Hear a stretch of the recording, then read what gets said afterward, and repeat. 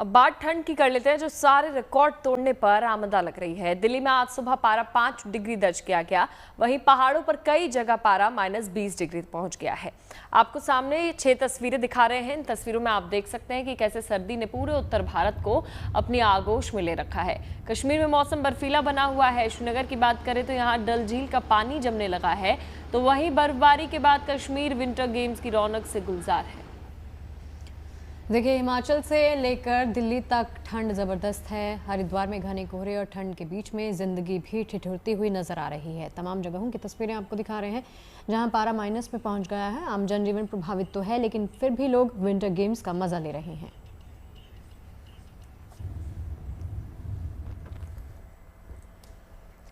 अब देखिए, ठंड के इस मौसम में किस कदर श्रीनगर की वादी लिपटी है और कैसे डल झील बर्फ के आगोश में समा गई है, बता रहे हैं हमारे सहयोगी मीर फरीद। घाटी धीरे धीरे विंटर वंडरलैंड में बदलती जा रही है। चाहे गुलमर्ग और सोनमर्ग की बर्फ हो या जहां हम इस वक्त हैं डल लेक के बीचों बीच, और जो आवाज आप सुन रहे होंगे, शिकारा आइस को काटते हुए आगे बढ़ रहा है। हालांकि बहुत बहादुरी का काम है इस वक्त डल लेक के करीब भी आना, क्योंकि बिल्कुल फ्रीजिंग है इस वक्त, फ्रीजिंग टेम्परेचर्स हैं। और किस तरीके की ठंड इस वक्त घाटी में पड़ रही है वो दिखाने के लिए आपको हम यहां आए हैं, क्योंकि इस वक्त डल लेक की बात करें तो एक आइस की शीट इसके ऊपर बन गई है। मुजफ्फर को बोलूंगा, आपको दिखाएगा, ये तोड़नी पड़ती है आपको, और अगर शिकारा को भी इसके बीच से जाना है तो चप्पू और जो भी उनके पास है इसको तोड़ते हुए आगे बढ़ना है। जैसे आप देख सकते हैं, ये एक आइस की थिक शीट डल लेक के ऊपर बन चुकी है, और अगर आप इसको ऐसे फेंकते हैं तो जैसे शीशा चकनाचूर हो जाता है, बिल्कुल उसी तरीके से ये आइस टूटती है। तो ये अद्भुत बात है डल लेक की, और इससे आपको ये भी समझ आएगा कि किस तरीके की ठंड पड़ रही है। एक मोटी आइस की परत डल लेक के ऊपर, हालांकि पूरे लेक के ऊपर अभी नहीं है, लेकिन जिस तरीके की ठंड पड़ने वाली है तो साफ ये है कि आने वाले दिनों में इससे भी मोटी परत बर्फ और आइस की जो है इसके ऊपर पड़ने वाली है। माइनस में लगातार जो है टेम्परेचर है, तापमान -4 -5 के आसपास आज और आने वाली जो रातें हैं उसमें रहेगा, और उससे जो ये फ्रीज है, डीप फ्रीज, ये बढ़ने वाला है। तो कड़ाके की ठंड है, और अगर कश्मीर पहाड़ों पे ऐसी ठंड होती है तो पूरे मैदानी इलाकों में जो शीतलहर है वो महसूस हो सकती है। तो पूरे उत्तरी भारत में आने वाले दिनों में आईएमडी का माने तो बहुत भयंकर ठंड होने वाली है, और कश्मीर एक अलग लेवल की ठंड होती है, उसका कोई कंपैरिजन नहीं है। और ये आपको जो है हम दिखाएंगे फिर से कि किस तरीके की आइस है, और डल लेक जो है आने वाले दिनों में एक आइस रिंग बन सकती है, एटलीस्ट पार्शियली। और अगर आप श्रीनगर के बाहर निकले, पहाड़ी इलाकों की तरफ जाएं, तो छोटे नदी नाले झरने जो हैं वो भी पूरी तरह जम सकते हैं। तो विंटर वंडरलैंड लोडिंग है, लेकिन जहां पर्यटकों के लिए ये बहुत जो मनमोह लेने वाले और once in life time experience है। हालांकि ज्यादा लोग यहाँ नहीं है, क्योंकि इधर आने के लिए आप में जुर्रत होनी चाहिए, क्योंकि इतनी भयंकर ठंड है कि अभी मैंने जो आइस उठाई है, डल के पानी में हाथ डाला है, तो मेरे हाथ जो हैं बिल्कुल सुन्न हो गए हैं और चेहरा भी सुन्न हो गया है। ऐसी ठंड है। अगर डल के बाहर -2 है तो यहाँ जब आप अंदर आते हैं तो -4 या 5 भी जो है पारा होता है। और एक तो जो बाहर आता है एमडी की तरफ से, और एक रियल फील जो आप यहाँ फील करते हैं वो बहुत ज्यादा उससे नीचे होता है। तो घाटी जबरदस्त ठंड की चपेट में, पर्यटक एंजॉय कर रहे हैं। गुलमर्ग जहां सफेद जो बर्फ की चादर लिपटी हुई है बहुत खूबसूरत है, लेकिन डल लेक के अभी जो है एक अद्भुत फिनोमिना, जहां एक आइस रिंग मिनी नारनिया ये बन गया है। और आने वाले दिनों में ये जो ठंड है बढ़ेगी, और उसके साथ साथ जो ये आइस की परत है डल लेक की, ये और भी मोटी होने वाली है। तो कश्मीर में जबरदस्त ठंड, लेकिन नज़ारे भी बहुत ज्यादा खूबसूरत। और अगर आपको ये महसूस करना है या ये एक्सपीरियंस लेना है तो आपको डल आना पड़ेगा सुबह सवेरे। हालांकि उसके लिए आपको पूरी तरह तैयारी करके आना पड़ेगा, कपड़े अच्छे से, सब कुछ। लेकिन ये जो एक एक्सपीरियंस है once in a life time, ये आपको यहीं मिल सकता है। और इसीलिए पर्यटक, हालांकि बहुत ज्यादा नहीं है, लेकिन जो यहाँ आए हैं उनको पता है कि ये एक्सपीरियंस वो दोबारा नहीं देख पाएंगे, तो इसलिए डल के आसपास जो है वो आते हैं और ये आइस रिंग का जो है एक नजारा देखने आते हैं। इधर की तरफ आपको एक बार दिखाऊंगा, मुजफ्फर को बोलूंगा आपको दिखाए। ये आप देख सकते हैं शिकारा वाला जो यहाँ डल के बीचों बीच रहते हैं, इनकी जिंदगी भी बहुत ज्यादा टफ है, लेकिन हिम्मत नहीं हारते। हर सुबह इस ठंड से लड़ते हुए इन शिकारों में ये चलते हैं, चाहे टूरिस्ट को जो घुमाते हैं या सब्जी या बाकी बिजनेस करते हैं, तो इनकी लाइफ ठंड रोक नहीं पाती। तो ये जिंदगी है कश्मीर की, लेकिन जैसे मैंने कहा अद्भुत और धीरे धीरे डीप फ्रीज में जनवरी में घाटी जाती हुई। कैंपस से मुजफ्फर अहमद के साथ Mir Farid, Dal Lake, Srinagar, good news today के लिए। तो श्रीनगर में तापमान माइनस में गोते लगा रहा है। कल रात -5 डिग्री रिकॉर्ड किया गया। कैसा रहेगा श्रीनगर का आने वाला दिन, देखिए हमारी रिपोर्ट। कश्मीर में कड़ाके की ठंड से लोगों को फिलहाल किसी तरह की राहत नहीं है। श्रीनगर की बात की जाए तो गुरुवार को रात का तापमान -5 डिग्री तक जा लुढ़का, जबकि आने वाले दिनों में तापमान में और भी कमी जो है देखने को मिलेगी। मौसम विभाग का कहना है कि फिलहाल 20 जनवरी तक कश्मीर में मौसम का मिजाज कुछ ऐसा ही रहेगा, जिस बीच पहाड़ों पर बर्फबारी के होते हुए कड़ाके की ठंड पड़ेगी और अब दूर दराज इलाके जो हैं कश्मीर के, वहां पर पानी की कमी महसूस हो रही है, क्योंकि नदी नाले और पाइपों का पानी जम रहा है। इसी बीच दूसरी दुनिया की सबसे ठंडी जगह द्रास में रात का तापमान -22 डिग्री तक पहुंच गया है। यहाँ पर विंटर कार्निवल चल रहा है, जिसके बीच सभी तालाब और झील पूरी तरह से बर्फ में बदल चुके हैं और खेल का मैदान बन गए हैं। गुड न्यूज टुडे के लिए अशरफानी, श्रीनगर से। वो देखिए, हिमाचल प्रदेश की अगर बात करें तो यहाँ 3 महीने से एक बड़ा ड्राई स्पेल बना हुआ है। हालांकि ऊंचाई वाले इलाकों में हल्की बर्फबारी जरूर हुई है, लेकिन राज्य के ज्यादातर इलाके जबरदस्त सूखे और ठंड की चपेट में हैं। हाड़ कंपा देने वाली ठंड का असर सबसे ज्यादा सुबह देखने को मिलता है। शिमला का न्यूनतम तापमान 1 और 2 डिग्री के आसपास बना है। वहीं राज्य के ज्यादातर इलाकों में तापमान 0 या 0 से नीचे है। अगले करीब 1 हफ्ते तक बारिश बर्फबारी के कोई आसार तो नहीं है, लिहाजा मौसम विभाग ने साफ कर दिया है कि अगले आने वाले दिनों में ठंड का कहर और भी बढ़ने वाला है। इस बारी ठंड काफ़ी ज़्यादा है और ऐसी ठंड मैंने अपनी ज़िंदगी में नहीं देखी है, क्योंकि जैसी ठंड है आजकल, सूखी ठंड है और मतलब सुबह शाम निकलना बड़ा मुश्किल हो रहा है। और मेरे घर में बुज़ुर्ग भी रहते हैं, मेरे मम्मी पापा है, तो उनको काम करने में काफ़ी दिक्कत आ रही है और मैंने अपनी लाइफ में ऐसी ठंड नहीं देखी है और चुभने वाली ठंड है इस बारी। आजकल माइनस जा रहा है सुबह के टाइम टेम्परेचर, और बहुत बुरा हाल है सर्दी से। और सब ने अपने अपने घरों में अपना, जैसे हीटर्स हैं, बाहर लोग आग जला के बैठते हैं, हम लोग दुकानों के बाहर। उसके अलावा कैप, शॉल्स, मोटी जैकेटें सब ने निकाल के रखी हुई हैं अपनी पहनने के लिए। 12-15 साल पहले भी ऐसे ही एक बार बना था। अभी तो ये हुआ कि काम करना भी मुश्किल हो गया है, मतलब 12-1 बजे के आसपास हम लोग घरों से निकल पा रहे हैं। आज थोड़ी धूप है, अदरवाइज़ तो बहुत ज़्यादा बादल रहते हैं। चलिए अब आपको दिखाते हैं चंडीगढ़ का नज़ारा। चंडीगढ़ के लोग इस सर्द मौसम में किस तरह से वक्त काट रहे हैं, रोजमर्रा की दिनचर्या किस तरह व्यतीत कर रहे हैं, देखिए हमारे सहयोगी असीम बस्सी की रिपोर्ट। सर्दी का मौसम है, हालांकि चंडीगढ़ में जो आज फॉग नहीं है, बिल्कुल क्लियर है, लेकिन लगभग 5 डिग्री टेम्परेचर इस वक्त है। और हम देख सकते हैं बस स्टैंड के बाहर जो चाय की सेल है वो लगातार हो रही है, क्योंकि लोग अपने आप को गर्म रख रहे हैं। एक जगह हमने देखा था भी किस तरह लोग जो है वो आग जला के अपने आप को गर्म रख रहे हैं, और यहाँ किस तरह लोग जो है सुबह सुबह चाय की प्याली से अपने आप को गर्म रख रहे हैं। हाँ जी, क्या नाम है आपका? मेरा नाम संदीप यादव। संदीप जी, हमने देखा कई जगह पे, क्योंकि ठंड ज्यादा है, कई जगह पे आग जला रहे हैं और आप चाय की चुस्की ले रहे हैं। जी, सर्दी ज्यादा होने की वजह से चाय से थोड़ा सर्दी का एहसास कम होता है, इस वजह से सुबह सुबह एक बार चाय पी लेते हैं। चाय से सर सर्दी कम लगती है, इसलिए चाय पी रहे हैं। थोड़ी सर्दी ज्यादा बहुत है ना, इसलिए सर्दी से कम, सर्दी का बचाव है चाय पीने से, इसलिए चाय पी रहे हैं। बस स्टैंड के बिल्कुल बाहर खड़े हैं, तो हमने देखा कई जगह पे लोग पहले आग भी जलाते थे, लेकिन चाय की सेल लगातार बढ़ रही है। लोग चाय पीते हैं इसलिए सर्दी की वजह से। जी जी, सर्दी की वजह से जी। तो जैसे जैसे सर्दी बढ़ रही है बिजनेस भी बढ़ रहा है। नहीं, हाँ जी सर जी, बिजनेस तो बढ़ेगा ही बढ़ेगा जी। तो आपने देखा अभी किस तरह जो है, क्योंकि चंडीगढ़ में पिछले कुछ दिनों में फॉग भी थी, लेकिन आज जो है बिल्कुल क्लैरिटी है। चंडीगढ़ की सराउंडिंग्स में फॉग रही, लेकिन चंडीगढ़ में आज क्लैरिटी है। लगभग 5 डिग्री टेम्परेचर है, और खुद को वार्म रखने के लिए यहाँ जो बस स्टैंड के बाहर, जो 17 का बस स्टैंड है उसके बाहर हमने देखा कि किस तरह लोग जो है चाय की चुस्की ले रहे हैं। चंडीगढ़ से कैमरा पर्सन नमन के साथ असीम बस्सी।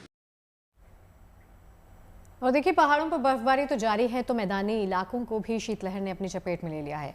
मौसम विभाग ने पहले ही अलर्ट कर दिया है कि उत्तर भारत समेत दिल्ली एनसीआर के लोगों को इस ठंड और कोहरे से अभी कोई राहत नहीं मिलने वाली है। देखिए खास रिपोर्ट।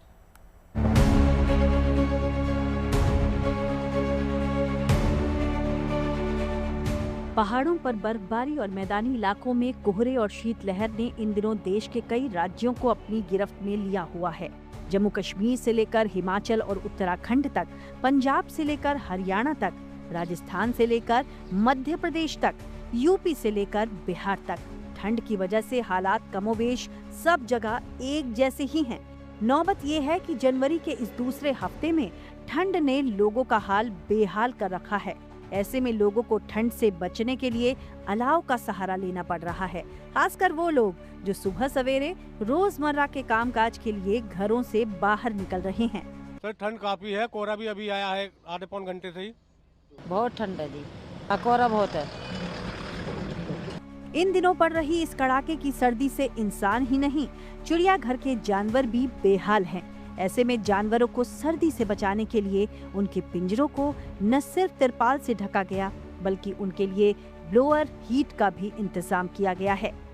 ऐसी ही एक तस्वीर लखनऊ के चिड़ियाघर से सामने आई, जहां जानवरों को ठंड से बचाने के लिए ही ये सारे इंतजाम नजर आए। रात के लिए स्पेशल प्रबंध किए जाते हैं कि रात में जो उनके नाइट सेल्स हैं उन पे चटाइयां डाली जाती हैं, उनके जो गेट्स हैं उन पर।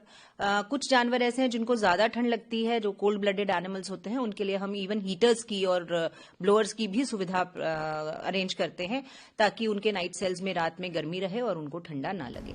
मौसम विभाग का कहना है कि उत्तर भारत समेत दिल्ली एनसीआर के लोगों को इस ठंड और कोहरे से अभी राहत मिलने के कोई आसार नहीं हैं। लिहाजा लोगों से भी अपील की गई है कि बहुत जरूरी होने पर ही वो घरों से बाहर निकलें। अभी ऑलमोस्ट अगर हम बात करें तो दिसंबर के सेकंड हाफ से कंटिन्यूज नॉर्थ इंडिया में रात के समय या सुबह के समय dense fog, very dense fog prevail कर रहा है। अभी अगर हम बात करें तो अभी थोड़ा कुछ दिनों से इसका जो ड्यूरेशन है कम हुआ है, अभी मेजरली सुबह के आवर्स में ही है। फिर भी आने वाले दिनों की बात करें, स्टार्टिंग फ्रॉम पंजाब, हरियाणा, उत्तर प्रदेश और बिहार, इन राज्यों में इंक्लूडिंग अगर आप वेस्टर्न हिमालय रीजन हम बात करें, जम्मू डिवीज़न हो गया, हिमाचल प्रदेश, उत्तराखंड, इनमें 5 से 7 दिन जो डेंस फॉग है वो सुबह के समय प्रिवेल करता रहेगा। और इसके कारण ही कई जगह में जो धूप नहीं निकल रही और जो दिन के टेम्परेचर्स हैं वो भी सामान्य से कम हैं, और वहाँ के लिए हमारा कोल्ड डे वार्निंग है। मौसम विभाग के इस अलर्ट को देखते हुए अलग अलग राज्यों में प्रशासन की ओर से अलाव और रैन बसेरों का इंतजाम किया गया है, ताकि बेघर और बेसहारा लोगों को ठंड की मार से बचाया जा सके। Bureau report, good news today. तो सिर्फ भारत ही नहीं, पूरा यूरोप ठंड से कांप रहा है। वहां के ज्यादातर देश जबरदस्त बर्फबारी की चपेट में हैं। बर्फबारी से सुंदर नजारे देखने को मिल रहे हैं। बेल्जियम और फ्रांस की रौनक तो देखने लायक है। लोग बर्फबारी में घूमने के लिए निकल रहे हैं, मगर ट्रेन और उड़ान सेवा पर इसका असर पड़ा है, जबकि गाड़ियों की रफ्तार भी धीमी हो गई है।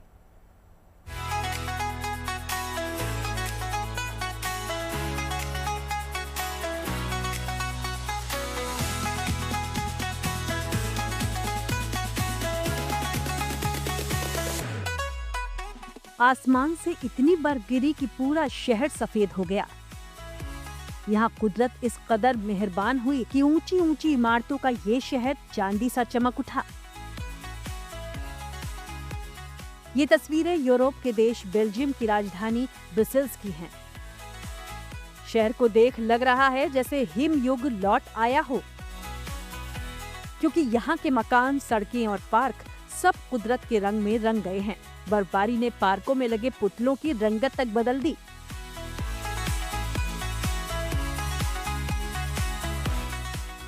सर्दियों के मौसम में पेरिस की भी चांदी हो रखी है। आसमान में गिरती बर्फ आईफिल टावर के नजारे को और भी हसीन बना रही है। जबरदस्त बर्फबारी से जमीन पर सफेद कारपेट बिछा है, जहां लोग स्कीइंग कर रहे हैं। लोग इस मौसम को एंजॉय करने के लिए घरों से बाहर निकल रहे हैं। बर्फबारी में वॉक और साइकिल चलाने वालों की अच्छी खासी तादाद है। और इस मौसम में फोटो शूट ना हो, भला ऐसे कैसे हो सकता है? तो लोगों ने जमकर फोटो खिंचवाए और सेल्फी भी ली। हालांकि मौसम ने गाड़ियों की रफ्तार जरूर धीमी कर दी है। ऐसा ही हाल ट्रेन का है। एयरपोर्ट पर खड़े ये विमान बर्फबारी के थमने का इंतजार कर रहे हैं। यूरोप के ज्यादातर देशों का यही हाल है, मगर जबरदस्त बर्फबारी के बीच मौज मस्ती जारी है। Bureau report, good news today. बात करते हैं माघ मेले की।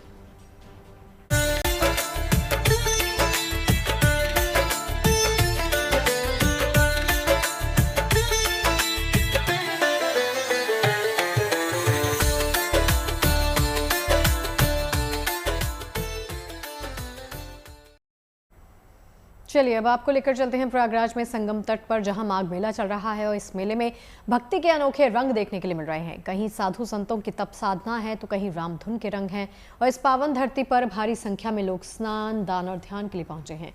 इस साल माघ मेले में करोड़ों श्रद्धालुओं के पहुंचने की संभावना है, लिहाजा प्रशासन कोई भी जोखिम नहीं लेना चाहता।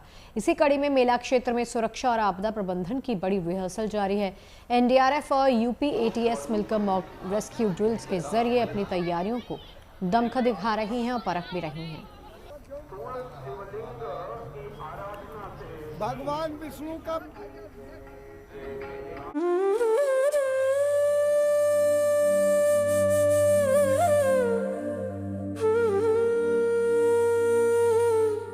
हर वर्ष जहां सनातन परंपराओं के साथ साधना, सेवा और आस्था का राग गूंजता है, वो है प्रयागराज। हर वर्ष जहां तंबुओं का अस्थायी शहर बसाया जाता है, वो प्रयागराज में लगा माघ मेला है। धर्म, अध्यात्म और संस्कृति के इस विराट आयोजन में कई रंग बिखरे हुए हैं। गृहस्थों से लेकर बैरागी सभी अपने अपने तरीके से माघी मेले का भागीदार बन रहे हैं। इसी बीच यहाँ ये एक पंडाल भी बनाया गया है, जो न केवल माघ मेले में चहलकदमी करते लोगों का ध्यान खींच रहा है, बल्कि मेले के शोर में अपनी चिर स्थिरता की मिसाल भी पेश करता आया है। दरअसल झूसी पुल के नीचे बना कुटियाओं का यह आश्रम देवराहा बाबा की परंपरा से जुड़ा है, जिसको उनके शिष्य महंत रामदास चला रहे हैं। इन्हें लोग कुटिया वाले बाबा के रूप में भी जानते हैं। आश्रम की विशेष पहचान इसकी लगभग 20 फीट ऊंची कुटिया है, जिसके अंदर देवराहा बाबा की स्मृति और भगवान का छोटा सा मंदिर बना हुआ है। यह जो आश्रम है, यह भारतीय ऋषि परंपरा का आश्रम है। प्राचीन समय में हमारे ऋषि महात्मा जो है नदी के किनारे कैसे झोपड़ी में रहा करते थे, यह उसका भी दर्शन करवाता है। इसको देख करके आपको अपने अतीत के गौरवशाली ऋषि परंपरा की अनुभूति होती है। कुटिया के पास ही एक 4 मंजिला इमारत ऊंची जगह पर अखंड ज्योति भी जल रही है। इस अखंड दिए की लौ पिछले 20 वर्षों से लगातार शांति, समृद्धि और कल्याण की भावना के साथ प्रज्वलित है। ये अखंड ज्योति भैया भगवती के पावन गर्भ में पिछले 20 वर्षों से जो है अखंड ऐसे ही जल रही है। और ये अखंड ज्योति पहले नीचे जलती थी, फिर श्री महाराज उदय प्रताप सिंह जो भद्री रियासत के महाराज हैं, उनकी प्रेरणा से यह एक लकड़ी के स्तंभ पर जलाई गई और फिर उसके पश्चात जो है ये इस लौह स्तंभ पर प्रज्वलित है। काहे से बनाया गया है सर इसकी? ये लोहे की पाइप से बनाया गया है। ये 18 mm मोटी जो है थिकनेस की एक पाइप है, जो कि बाहर जाती है, तो उस पाइप से बनाया गया है। इसकी मतलब इसका जीवन लगभग 200 वर्ष का जीवन है और इसी पर ये अखंड ज्योति बनाई गई। ये लौह स्तंभ है पूरा। इसमें कोई दो राय नहीं कि अखंड ज्योति के साथ 2 दशक की अनवरत साधना और एक जीवंत कथा के रूप में संगम की रेती पर खड़ा ये पंडाल वक्त के साथ गहराती सच्ची आस्था की मिसाल ही नहीं, बल्कि देवराहा बाबा की अमूल्य विरासत भी है। प्रयागराज में आस्था का ये स्वरूप धीरे धीरे विराट हो रहा है, जहाँ दूर दराज से आए साधु संत, कल्पवासी और श्रद्धालु यहाँ की आध्यात्मिक ऊर्जा को अनुभव कर रहे हैं, उसे अपने जीवन में अपनाने की कोशिश भी कर रहे हैं। ऐसे में गंगा, यमुना और अदृश्य सरस्वती के संगम तीरे माघ मेले में कोई शांति की, कोई ज्ञान की, तो कोई जीवन के नए अर्थ की खोज में आया है। ऐसे ही अनुशासन और तपस्या में रची बसी अलौकिक दुनिया दंडी स्वामी की भी है। वैसे तो माघ मेले में आ रहे श्रद्धालु यहाँ पहुँचे कई साधु संत और संप्रदायों से परिचित हो रहे हैं, लेकिन केसरिया वस्त्र और खड़ाऊ पहने, हाथ में भगवा कपड़े में लिपटा दंड लिए ये दंडी स्वामी ऐसे धार्मिक आयोजनों में अपनी एक अलग पहचान रखते आए हैं। सनातन परंपरा में व्यक्ति को गृहस्थ के साथ ही संन्यास आश्रम अपनाने का भी विधान है, लेकिन दंडी सन्यासी बनने के लिए पहली शर्त व्यक्ति का ब्राह्मण कुल का होना है। जिन्हें शालिग्राम पूजन और विधि विधान से पूजा कर ही दंड ग्रहण कराया जाता है। दंडी स्वामी से जुड़ा एक बेहद रोचक पहलू ये भी है कि उन्हें अग्नि से वंचित रखा जाता है। यही वजह है कि दंडी स्वामी स्वयं भोजन नहीं पकाते, बल्कि ब्राह्मणों या संतों के निमंत्रण पर ही भोजन ग्रहण करते हैं। भिक्षा 5 घर से मांगते हैं। अभी भिक्षा तो प्रयाग में तो भिक्षा सब जगह भंडारा होता है, तो ब्राह्मणों के उचित जगह ही जाते हैं, सब जगह नहीं जाते दंडी स्वामी। जहाँ आमंत्रित किया जाता है वहीं जाते हैं, और शुद्ध वैदिक तरीका से भोजन बनता हो वहीं जाते हैं। मान्यता है कि ये दंडी स्वामी नारायण के अवतार का स्वरूप हैं, जिनके दर्शन मात्र से ही भगवान नारायण के दर्शन होते हैं। इसलिए माघ मेले में उनकी सेवा किए बिना कुंभ दर्शन अधूरा माना जाता है। त्रिवेणी संगम की रेती पर ऐसे कई रंग हैं जिनसे परंपरा, अध्यात्म और संस्कृति की महक आती है। ऐसा ही एक रंग भावुक परंपरा के रूप में वेणी दान का भी बिखरता नजर आया। दरअसल संगम तट पर इस परंपरा को कई राज्यों से आए जोड़ों ने एक साथ निभाया, जिसमें शादी के रिवाजों को दोहराते हुए चोटी का हिस्सा काटा गया। इसे ही वेणी दान कहा जाता है। दरअसल शादीशुदा महिला अपने पति की लंबी आयु और सुहाग के लिए प्रयागराज के गंगा यमुना में अपने केश यानी बाल का छोटा सा हिस्सा अर्पित करती हैं। इस परंपरा के तहत 3 चरणों में वेणी दान किया जाता है। पहले चरण में शादीशुदा जोड़ा गौरी गणेश पूजा और जयमाल का रिवाज निभाता है। दूसरे चरण में महिला श्रृंगार कर वेणी माधव मंदिर में पूजन करती है, जबकि तीसरे चरण में संगम में आस्था की डुबकी लगाने के बाद 3 अंगुल बाल काटकर नदी को समर्पित किया जाता है। बता दें कि कुंभ या माघ मेले जैसे शुभ अवसरों पर ये रस्म निभाने के लिए दूसरे कई प्रदेशों से शादीशुदा जोड़े आते रहे हैं। फिलहाल तो प्रयागराज की पावन धरती वेणी दान जैसी परंपरा के साथ मंत्रों की गूंज, तप, साधना, आस्था और सनातन संस्कृति की साक्षी बनी हुई है, जहां संगम तट पर हर तरफ श्रद्धा की लहरें उमड़ती नजर आ रही हैं। प्रयागराज से आनंद राज के साथ bureau report, good news today. Somnath Dham में स्वाभिमान पर्व मनाया जा रहा है। इस सिलसिले में यहाँ पर कई भव्य दिव्य आयोजन हो रहे हैं। देश भर के शिव भक्तों का और श्रद्धालुओं का जमावड़ा लगा हुआ है।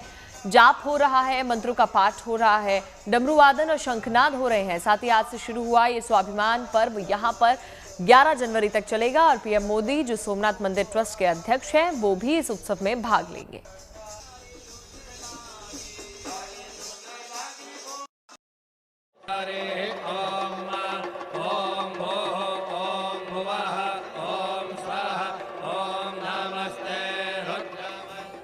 द्वादश ज्योतिर्लिंगों में से पहले गुजरात में स्थित महादेव के सोमनाथ धाम में भव्य दिव्य उत्सव की शुरुआत हो चुकी है। वैदिक मंत्रोच्चार से पूरा माहौल गूंज रहा है।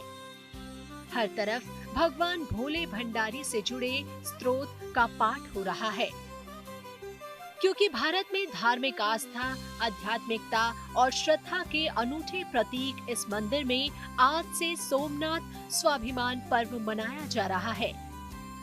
गुजरात के सौराष्ट्र में प्रभास पाटन में स्थित सोमनाथ मंदिर परिसर में सोमनाथ स्वाभिमान पर्व का आयोजन किया जा रहा है। ये कार्यक्रम आज से 11 जनवरी तक चलेगा। इस उत्सव में देश भर के 2500 साधु संत शामिल हो रहे हैं। इस दौरान लगातार 72 घंटे तक ओम का जाप किया जाएगा। मंदिर के अंदर और बाहर 1000 कलाकार शंख बजाएंगे। इतना ही नहीं, इस उत्सव को और भी भव्य बनाने के लिए शिव भक्ति, भजन और लोक नृत्यों का भी आयोजन किया जा रहा है। इसके लिए पूरे क्षेत्र में 20 भव्य मंच तैयार किए गए हैं, जहां सांस्कृतिक कार्यक्रम आयोजित किए जा रहे हैं। ये सभी कार्यक्रम यहाँ पर इसलिए आयोजित किए जा रहे हैं क्योंकि वर्ष 2026 में सोमनाथ के इतिहास में एक खास पड़ाव है। इस वर्ष इस पवित्र मंदिर पर हुए पहले आक्रमण को 1000 साल पूरे हो रहे हैं। बार बार आक्रमणों के बावजूद न केवल सोमनाथ का अस्तित्व बरकरार रहा, बल्कि भारत में विदेशी आक्रामकताओं से सदियों के संघर्ष की अमर गाथा का इतिहास भी इससे जुड़ा हुआ है। यही कारण है कि सोमनाथ पर पहले आक्रमण के 1000 साल पूरे होने पर यहाँ स्वाभिमान पर्व के रूप में भव्य आयोजन हो रहा है, जिसमें खुद प्रधानमंत्री नरेंद्र मोदी भी भाग लेंगे। पूरा सोमनाथ महादेव एक आध्यात्मिक माहौल में पूरा बनेंगे। माननीय मोदी साहब 10 तारीख को शाम को 5:30 बजे यहाँ आएंगे, प्रेस की मीटिंग भी करेंगे, यहाँ ड्रोन शो भी होगा, पूजा अर्चना भी होगी। दूसरे दिन 11 तारीख को शौर्य यात्रा 108 हॉर्स के साथ आगे रहेंगे, क्योंकि शौर्य का प्रतीक है। उसका अभिवादन भी यहाँ शंख सर्कल से वहां से शुरू होगा और हमीर जी की जहाँ यहाँ प्रतिमा है वहां खत्म होगा और माननीय मोदी साहब भगवान सोमनाथ की पूजा अर्चना करेंगे। सोमनाथ स्वाभिमान पर्व के दौरान मंदिर के पास समुद्र में भी बोट शो और शानदार लाइटिंग के साथ मनमोहक कार्यक्रम की तैयारी की गई है। ज्यादा से ज्यादा लोग इस कार्यक्रम में शामिल हो सके, इसके लिए राजकोट, वडोदरा, सूरत और अहमदाबाद से स्पेशल ट्रेनें भी चलाई जा रही है। उम्मीद है कि 1 लाख से ज्यादा लोग इन कार्यक्रमों में शामिल होंगे और सोमनाथ के गौरव उत्सव में उत्साह के साथ भाग लेंगे। सोमनाथ से ब्रजेश दोषी के साथ bureau report, good news today.